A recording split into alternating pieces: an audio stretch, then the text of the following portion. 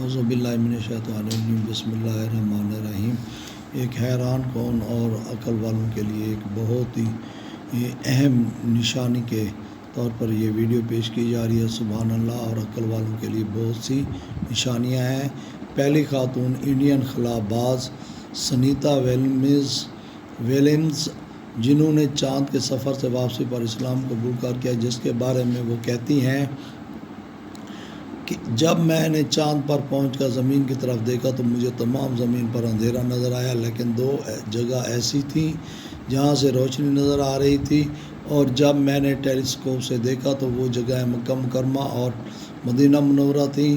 دوسری وجہ، چاند پر تمام فریکوینسی مسلسل فیل ہو رہی تھی، لیکن پھر بھی اذان کی آواز آ رہی تھی۔